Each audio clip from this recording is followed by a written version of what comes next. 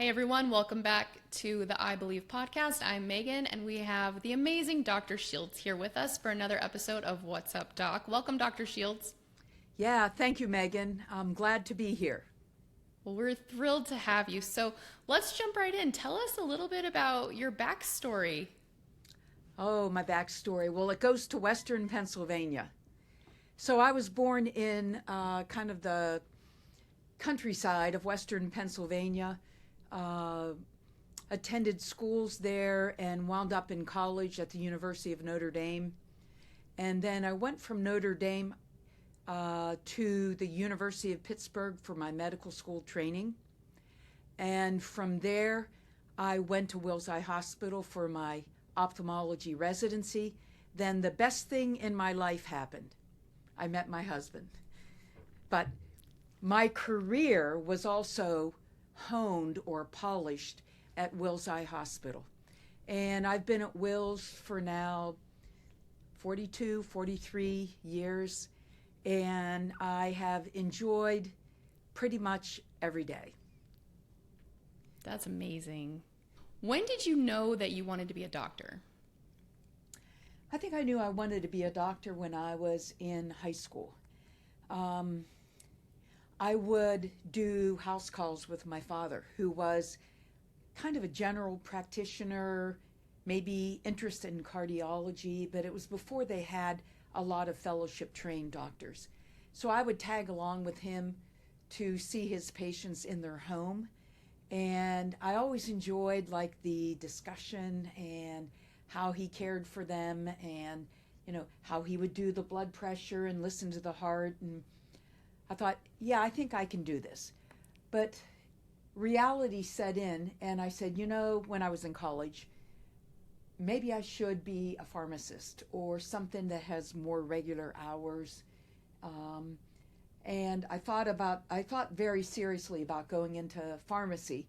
But the closer I got to my senior year, the more I realized I really wanted the direct patient interaction, because I believed in myself. I knew I could take care of patients. I knew I could take care of little kids who had cancer in the eye. I knew I could provide good care for adults with melanoma in the eye or whatever. And I trusted myself. So I did go into the medical field. Again, not really sure what field I'd go into. I thought about endocrinology, rheumatology. Didn't really want to go into general surgery because it was a little bit too demanding. And then I made a phone call. I called my older brother. His name's Pat. I'm one of 8 kids. So when you're one of 8 kids, you always first contact your siblings for advice. And if they can't give you good advice, you go outside your siblings. So I called my brother Pat, who was older than me, and he was the closest one to me in medical school. And I said, Pat, I'm thinking about subspecialization. What do you think? And he said, oh, go into ophthalmology. That's not even a difficult choice. If you have the grades and you have the gusto, go into ophthalmology. It's a great field. And so that's what I did. I went into ophthalmology and wound up at Wills Eye Hospital. I couldn't believe I got into Wills. I had sort of my heart set on staying in Pittsburgh at the University of Pittsburgh. But when I got into Wills, that's like, wow, the best residency? I can't believe I got into the residency. But back then they were accepting 13 students, 13 residents per year. And I was sure I was number 13. Number 13 because I was unlucky but lucky. And I was probably at the bottom of my class. But it just so happened when I took my residency, there was a guy in my class. His name's Mike Zgrabic. He was our valedictorian at the University of Notre Dame. I walked in and I said, Mike, you're here.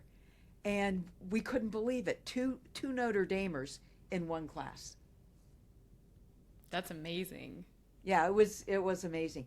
I was more of a hard worker, and when I was in college, I played sports. So I played varsity basketball. So I was kind of constantly juggling, different hats all the time to keep up with my science. We actually have working in our office this summer a student athlete from Notre Dame, and she says nowadays nobody who's an athlete goes into science. It's just too hard. But it was really hard. My medical school class, when I was in med school, it was a lot easier than when I was in college, because in college there was always a basketball game or practice or whatever, or you can't stay out late and go to that party because you have a game tomorrow. It's just everything. But it taught me to trust myself, believe in myself, believe in my skills, and know that I can do it. And I learned very quickly that I could do it. But I come from a long lineage of athletes. My dad was a semi-pro baseball player, and he always wanted to play for the Yankees. And he played on their farm team, but never made it to the Yankees. And he went into medicine too. So, Wow. yeah. When I was in college, my younger sister played basketball with me, and we had ESP. We could read each other so well that she knew if someone was dribbling the basketball near me, she better start running down the court, because she would cherry pick. I'd steal the ball and throw it down to her, and she'd put a basket in, and we had a very unique scoring system. So, Wow. That is so cool. What a great story. yeah, a good story. But, when I came to Wills, I was interested in everything. I wanted to do plastics. I like glaucoma. I thought about cornea. I thought about retina. Then I met my future husband-to-be, Jerry Shields, and I said, wow, he's in this practice pretty much alone. He needs someone to really help him to organize this field and to help keep him going, especially when he had a tough case. I could work up all the straightforward cases so we wouldn't get behind. So I went into ocular oncology, and I'm glad I did. It's a unique field. There weren't many of us in the U.S. There were maybe like six ocular oncologists when I joined him. Wow. There was one in Boston, one in New York, maybe two in New York, then us two, and then maybe one in San Francisco. This is before. Nowadays we have maybe 20, 25 ocular oncologists in the States.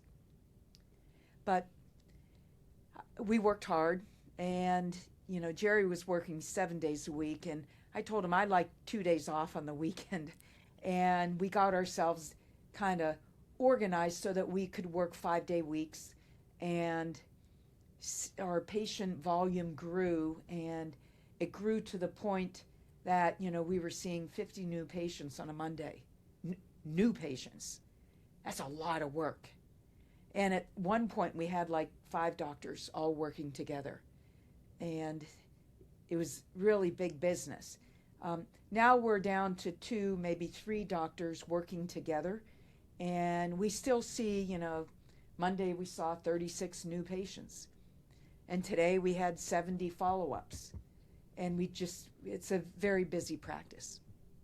Absolutely. And we see every patient, and I think our patients like that. They see the same doctor every time, even if like a fellow who's new might work them up. They know that I'm going to come in to see them, or Dr. Sarah is going to go in to see them, and they'll see a familiar face who knows their story cold. Because I think that's the problem in medicine nowadays. There's too much shifting around in medicine so that you might not see the same doctor every time you go in, and there's less continuity of care. Tell us a little bit about Wills. Yeah, Wills is kind of Wills is a treasure for the city of Philadelphia. It's a true treasure. We have top-notch cornea doctors, retina doctors. We have 28 retina doctors. Can you believe that? At Wills. Some who are tops in their field. We have very good glaucoma surgeons, very good oculoplastics people. We work with plastics and with retina all the time. Very good pathology. We have 2 pathologists. Most places have 0 pathologists, or if they're lucky, 1/2 of a pathologist. You know, they do 1 day a week eye pathology and 4 days a week something else. But we have 2 full-time eye pathologists who are excellent. And, you know, when you're in the field of ocular oncology, you need good retina, you need good glaucoma, good cornea, good pathology, good plastics, because we're taking off tumors everywhere. So we need plastics to reconstruct the lids, or we need retina to advise us, you know, what should we do with this retinal detachment and vitreous hemorrhage? And they go in and they clean it all up. Or a baby comes in to see us who had retinoblastoma treated elsewhere. They come to see us, the eyes filled with cancer. We have to first get the cancer under control and then have retina fix the retinal detachment. There's so much that goes on that we need other teams. And I would say probably the most important is having a good eye pathologist, because we're nothing without our eye pathologist. They're the ones who say, yeah, that was a keratoacanthoma in Lynch syndrome, or yeah, that was a basal cell carcinoma, or that was a melanoma and you were right, it wasn't hemangioma as it was referred in as. So we really do need good eye pathologists, and we're very thankful for Dr. Millman and Dr. Eagle. Dr. Eagle has been at our side for, 30, 35 years now. That's amazing.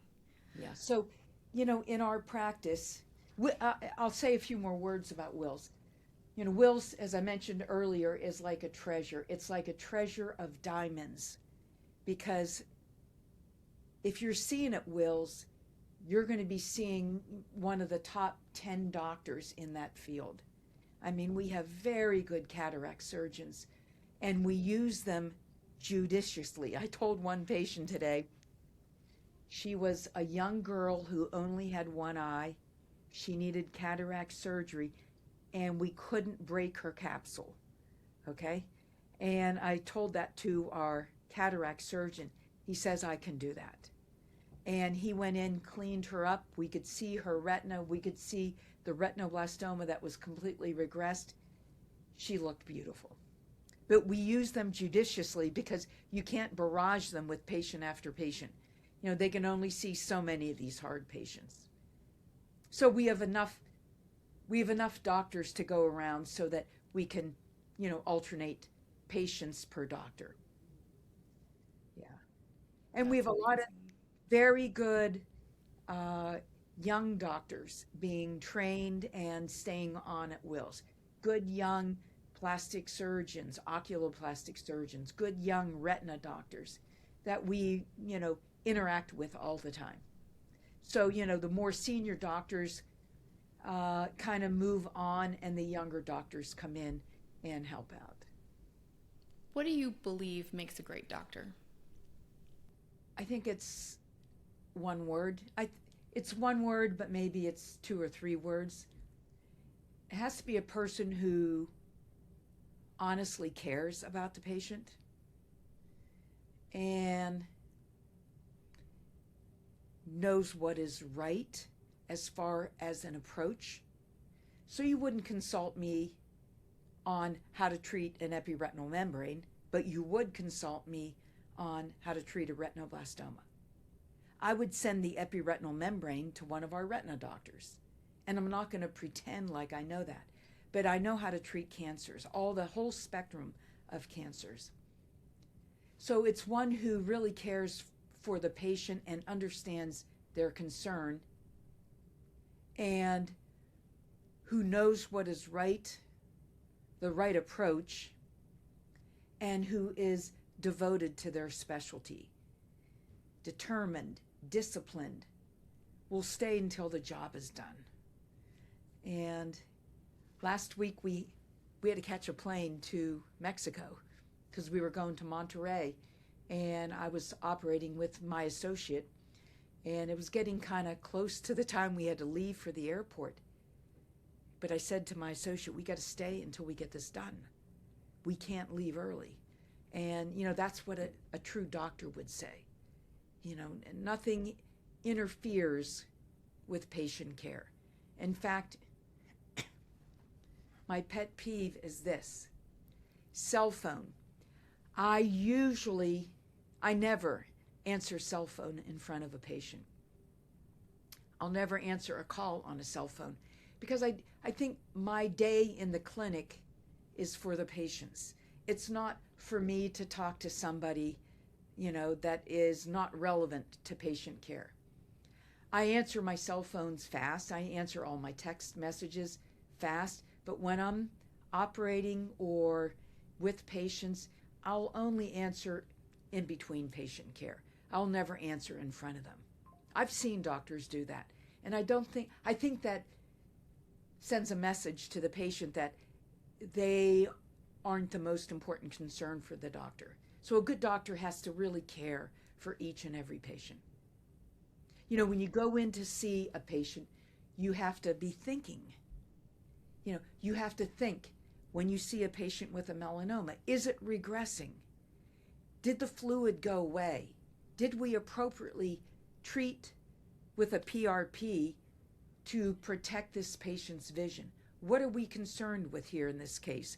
Well, we're concerned with the patient's life, their eye, and their vision in that order, and we have to care for all three. This is where the juggling comes back in. We're juggling life, saving the eye, and saving the vision, doing it all the same time. It's a multi-level of concern when you go in to see a patient. Patient just basically wants to hear you say, everything's okay. But when we dictate our letter, it's all terminology and abbreviations and CME and ERM and all that stuff. But when I talk to the patient, I talk in their language and I say, everything I just said, it's just little details for the doctor, but you're okay. And what I also say to our patients, especially those who have melanoma and have good genetics, the most important thing about today is that we found out you have good genetics. And good genetics means you're not likely to have metastatic disease. In our hands, about 60% of patients have good genetics. We like to classify our genetics into 4 groups, A, B, C, or D. A and B, we call them apple and banana, are good. C and D, cookie and donut, are bad. There are many mutations. So we like patients to be A or B, and that's about 60% of the patients we see. So I always give them the good news. I do talk to patients who have C or D, and I tell them they need to have systemic evaluation. We need to make sure they don't develop metastatic disease. But I really, peace of mind, talk to the A and Bs and tell them, I think they're going to be okay. So if someone becomes your patient, what can they expect from you from the beginning? We work fast. We get all the testing done same day. We never bring a patient back second, third, fourth day. People do that because you get paid to do different tests on different days. We just do it all in one day, and we just swallow it and say they got all their testing done. We know what they have, and we're going to sit and talk with them about what is going on and what we need to do. And so we will get all their testing, their ultrasound, their imaging. We'll see the patient. And at that point, after we examine them, we'll know what's going on. We'll sit down with them. I physically sit down on a stool, and they're sitting in a chair, and we discuss what's going on and what we need to do. And we usually have our counselor or the scheduler in the room, and they will schedule them for that day, whether they need a conjunctival tumor removed, or they need the eye removed, or they need plaque radiation, or the baby needs systemic chemotherapy, or we need to do an orbital tumor biopsy. Whatever they need, we'll get it done. And if they need to have fine needle aspiration biopsy, we also do that same day that we do the radiation. We just do it immediately before. Why? Because we want it to be as efficient as possible for the patients. So we want to get things done in an efficient way. What advancements are most exciting to you right now? Oh, well, if I could talk about melanoma, the advancements, we are heavy duty exploring neoadjuvant therapy. So neoadjuvant therapy is when you give a chemo or immunotherapy before you even treat the tumor in the eye. And we're looking at darovasertib and tebentafusp. We're the only center doing the neoadjuvant tebentafusp trial, but we're also doing a darovasertib trial. So we're hoping that these neoadjuvant therapies will shrink the tumor. We know daro will shrink the tumor. Maybe within 3 to 4 cycles, the tumor goes from 10 on average down to 7. Isn't that crazy? But what we really want to know is, what is it doing for metastatic disease? Is it getting rid of metastatic disease? We won't know that for 2 to 5 years, but we're hoping, fingers crossed, that it reduces metastatic disease. Same with tebentafusp. Tebentafusp is the only FDA-approved medicine for treatment of metastatic disease. But now we're using it in the beginning as a neoadjuvant therapy to shrink tumors down, hopefully eradicate metastatic disease so we can save more lives with uveal melanoma. And that's very exciting. We also have new therapies out there. We have Belsar, which is a new therapy for tiny uveal melanoma, which can control the tumor and hopefully preserve vision. So we like that because, putting a plaque on the eye with small melanoma, you're likely to have poor vision. Aura Biosciences is a clinical stage biotechnology company focused on developing precision therapies for solid tumors that aim to preserve organ function. Our lead candidate, Belsar, is currently in late-stage development for primary choroidal melanoma and in early-stage development in other ocular oncology indications and bladder cancer. Our mission is to grow as an innovative global oncology company that positively transforms the lives of patients. For more information, please visit us at aurabiosciences.com. How has this work changed you as a person? So how has ocular oncology changed me as a person? It has allowed me to enjoy my free time. I love my free time. I do a lot of handiwork at home. I love painting, building, taking care of animals. I have goats, chickens, everything. And I live on a farm, and I really like that. So it allows me to really appreciate my private time. But as a person, it has made me want a life of efficiency, a life of exactness, and a life of one and done. What do I mean by that? One treatment and we're done. I don't want to tie up patients too much with multiple treatments, multiple coming backs, and we typically get really good results with one treatment and done. So that's how it's changed me as a person. And, I'm very different than my late husband, who was more of a kind of semi-casual, happy-go-lucky guy. I'm a little bit more maybe focused, and I have, set hours that I want to work really hard and really make a difference for patients. So I think, in answer to your question, how has this changed me? It has made me want to make a difference in this life that I am leading. And what have your patients taught you over the years?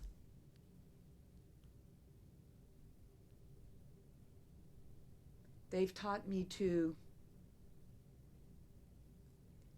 be satisfied with my care for them. I can't tell you the number of times today we had a lot of patients in the office, and every time they see me, they smile. Even though my hair's a mess, I'm so focused on, checking their retina, focused on our charts, I'm focused on making sure the charts are accurate. And they're sitting there smiling because they're just happy that I came in to see them. So in some way, they make me feel happy about myself and believe in myself. But I learned that a long time ago when I was playing college basketball, to believe in myself. But even when patient after patient comes in and smiles, that just tells me I think I'm doing the right thing. And what does hope mean in your work? Hope means having a future that is meaningful and sensible. And that's what I hope that's what I hope or try to give to everyone I see. And you give hope by showing that you care. That gives a patient hope. You give hope by being efficient in how you handle them. You give hope by getting that chest x-ray same day. You give hope by doing all of their imaging the same day so you can sit down with them at the end and say, your right eye looks good. Everything's okay with your right eye. This is not going to happen in your right eye. Your left eye needs a treatment, and we can get that done this week or next week. You give them hope that way. And I know some of my patients are very bright, smart. What do you love to do outside of work? Well, I love athletics. I enjoy biking. I enjoy downhill skiing. I enjoy hiking, just taking a walk. I usually take my little dog with me. In fact, my little dog comes to work every Wednesday. She's only this big, this tall, weighs about 9 pounds. Every time she weighs 10 pounds, my vet gets on my case and says, that would be like you gaining 20 pounds. You have to keep her little weight down.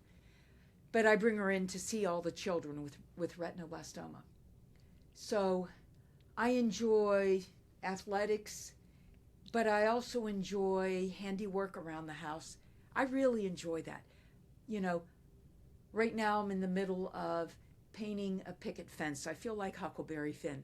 I go home. Last night I went home and I sanded the fence with my electric sander. I enjoy that stuff. I have all, 10 fingers. So I try to do only things that will keep 10 fingers on my hands. But I did have paint all over my fingers on Monday because I painted half the fence.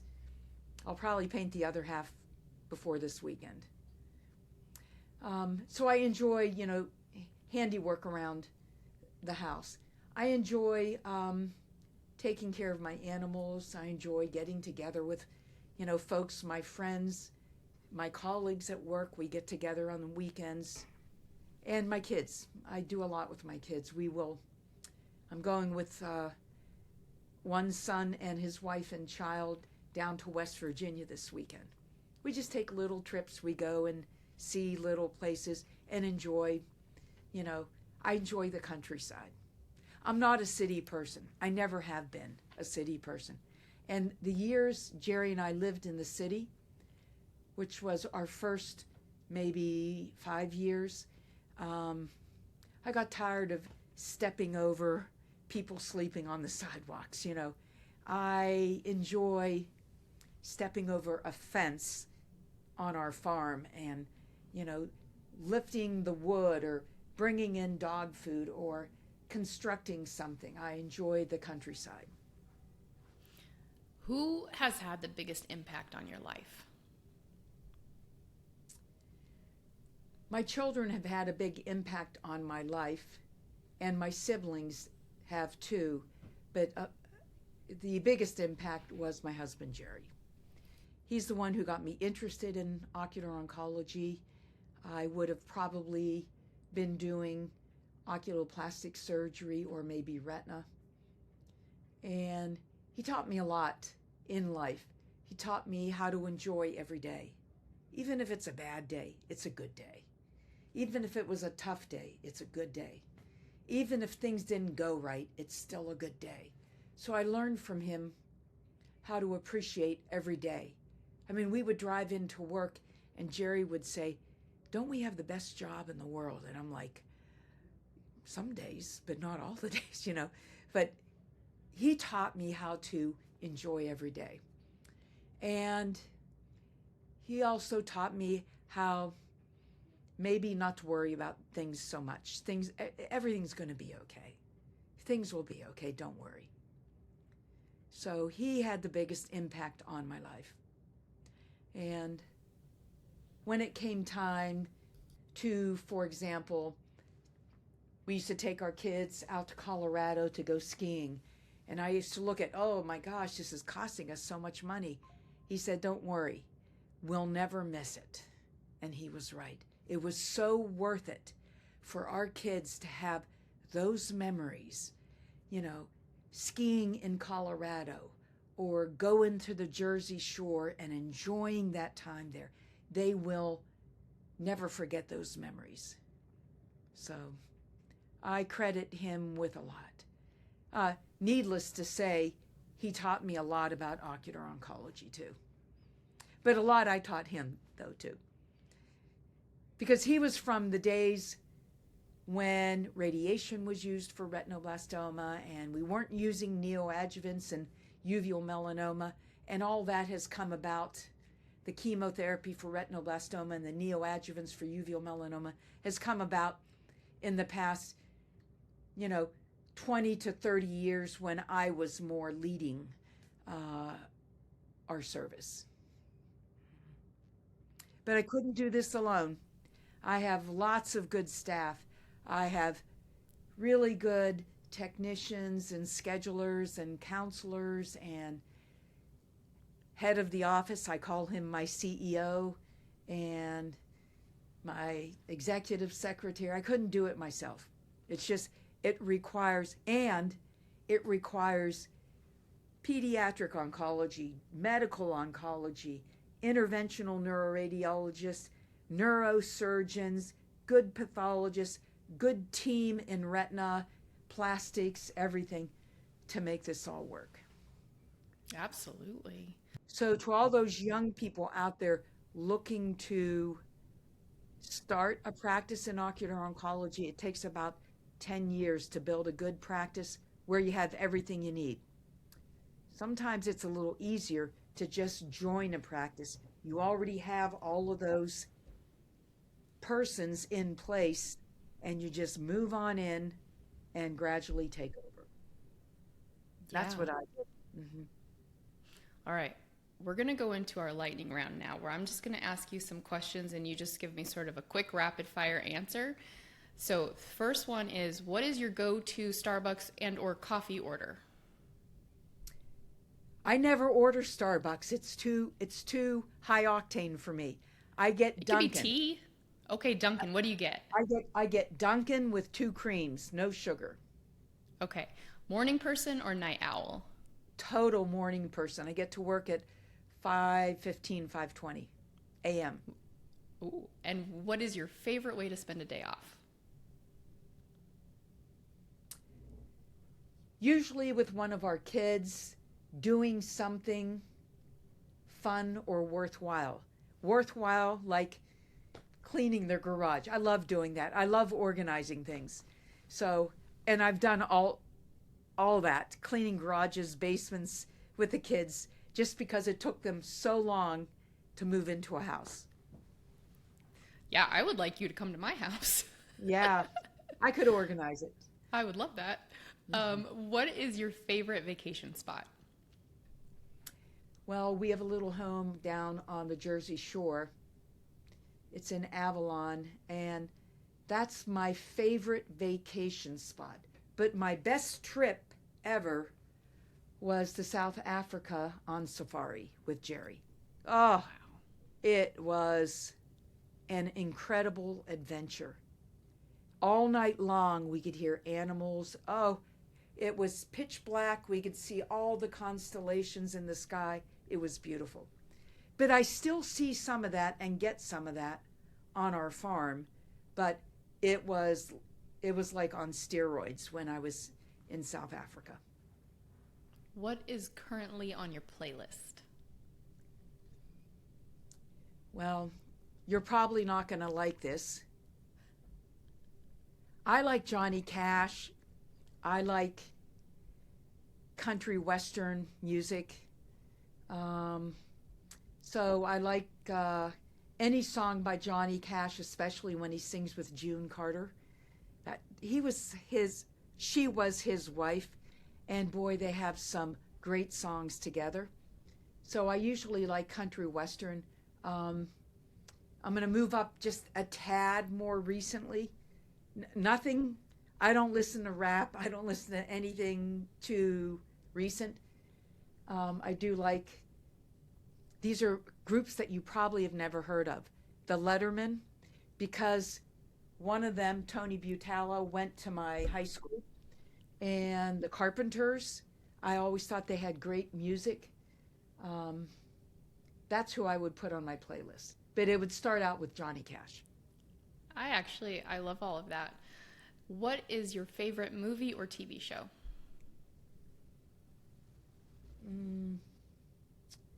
Well, I watch a lot of Netflix documentaries, and I totally enjoyed the documentary on The Crown, where they talked about the Queen of England and how she came into power and who preceded her, and then what happened with her kids. And it was amazing. It was an amazing story. I couldn't stop it. I mean, I would watch like 2 episodes a night, and then I'd go to bed late and be tired the next day. Are you more of a planner or go with the flow? Oh, planner. I like to plan things. I like to, like if I'm going on a trip, I like to have, one thing that we're going to do each day, just so we don't waste a day. I like to plan. What is a small thing that makes your day better?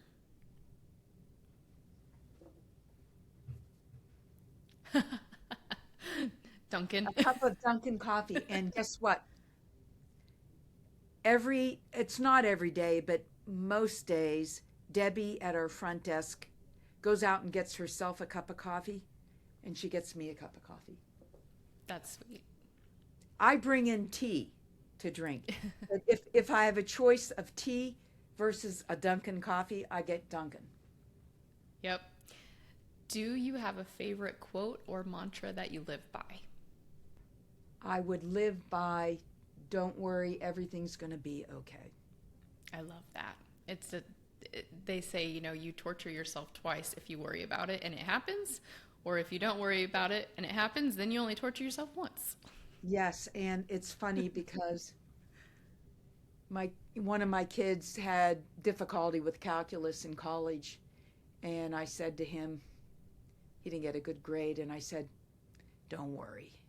No one has ever asked me what my calculus grade was in college. I said, forget it. And he's a very successful lawyer.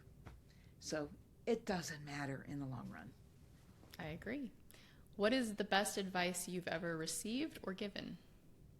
Castle Biosciences is a proud sponsor of this I Believe podcast. Castle's innovative Uveal melanoma tests provide valuable information about the risk of your eye cancer spreading to help you and your healthcare team individualize the management of your disease. To learn more, visit castlebiosciences.com. So when I got married, when I was asked to get married, I thought about it. And I gave myself a good piece of advice. Follow your heart. And it worked out. Now, when people have asked me, people have met in our office and have married, and they've asked me advice, should I do this, should I not do it? And I give them the same advice. Always follow your heart. Don't try to reason out things. Just follow your heart. If it feels right, go for it. Do you have a hidden talent? Yeah. Can you I share? do. Yeah. I'm an artist. So I used to do watercolors, oil paints when I was a kid, starting at a young age, maybe around age 8. I took art lessons from Nate Dunn. Nate Dunn was in Western Pennsylvania well known as an oil painter. He was an impressionistic painter, and I learned to paint just like him. And all of my early paintings were very impressionistic oil paints of scenes. I would do a dock on the water, then I'd do a boat on the water, and then I'd do a cabin in the woods. Everything impressionistic. They were beautiful. And then when I went to Notre Dame, I said, I'm going to try watercolors. It was my toughest course at Notre Dame. And I think it was also my worst grade. But I learned how to paint watercolors, which is backwards to painting oil paints. Oil paints, you never make a mistake because you can always let it dry and then paint the white over it. But when you paint watercolors, all your whites have to be left open because there's no white watercolor. It's all colors. I know your watercolor behind you might have, or whatever that is, behind you has some streaks of white. But on watercolors, you always leave your whites open. So I had to learn to paint backwards, and I painted very realistic. So I went from impressionistic to realistic. And I painted portraits and painted my parents, and I painted ducks and all kinds of things. And I still have those. I've given a lot of them away, but I still have some of them. So I'm an artist. I'm a hidden artist, which is why I like to do fundus drawings. It satisfies that need of being an artist. I love that. Because when I draw subretinal fluid, I don't just draw flat subretinal fluid. It always has volume. I shade it so that where the retina's going back, it's shaded heavily. So it really looks like it's coming up on you. Wow, that's amazing. What is something that people would be surprised to learn about you, besides that you're an artist? They would probably be surprised to learn that I am a goat keeper. I keep goats. I know exactly how to take care of goats, easier than dogs. And I have on our farm, I have a little barn for the goats. And every single day of my life, I go out to the barn in my sloshing boots because I have to walk through the weeds and the goat things. And I go into the barn, I feed them their grain, and I feed them some hay. And they adore me because I'm the one who feeds them. It's not like they like my personality. They like me because I give them food every day. And it's really important in winter because there's no little plants to eat in winter. So I have to go out every single day, even when it's below zero. And we had some wicked winter days this past winter. And I had my zip-up parka on with a hood on, gloves on, and I have to slosh out to the barn and feed the goats. That's okay. It brings me down to earth. I love that. If you could instantly master a new skill, what would it be? I think I am a slightly frustrated carpenter. I wish I could be a better carpenter. I do a lot of home fix-its, and I always have to think really hard on, how I'm going to handle this wood, or, how do I screw it in with my electric screwdriver. So I wish I had some skills at carpentry, or maybe even more broad management of home repairs. What's a fun or quirky habit that you have? Every morning when I get up to go to work, I fill a can of water, about 16 ounces, and in the car I drink all the water. I always start my day with hydration. Kind of quirky, and I drink it right from our spigot, so it's not bottled water. It's right from the spigot, so I figure that gives me my immunity. Yeah. I don't know what I'm getting out of the spigot, but it's city water, so it's probably good and tested. But I always like to hydrate in the morning. I think I feel better, and I feel more ready to, see patients go to work. Definitely. All right. Coffee or tea? Coffee for sure. Tea if I can't find coffee. Beach or mountains? I go to the beach, but I behave like I'm in the mountains, because Okay. I am not a sunburned, suntan person, and I love to hike. So I'd probably be better off in the mountains, but we don't have many mountains in Pennsylvania. I mean, we have Poconos, but... So I go to the beach for my family, but I probably would be better off in the mountains. Early mornings or late nights? Early mornings. Don't ever trust an email from me after 8 p.m. There's going to be spelling errors. I'll say ridiculous things, and I am halfway going to sleep because I get up at 4:50. And so I have to do all my emails before dinner or before 8 p.m. I understand. Sweet or salty? Oh, definitely salty. Like, I hardly eat anything sweet, but I love everything salty. I love my pesto. I love my tomato pesto. I love it on my meat. I love, I'll take a pretzel before I take a potato chip. I never take potato chips. I will eat cheese that has nice flavor in it because it has a little bit of saltiness in it, but I won't eat a piece of cake. You'll never get me to eat cake. I just can't do it.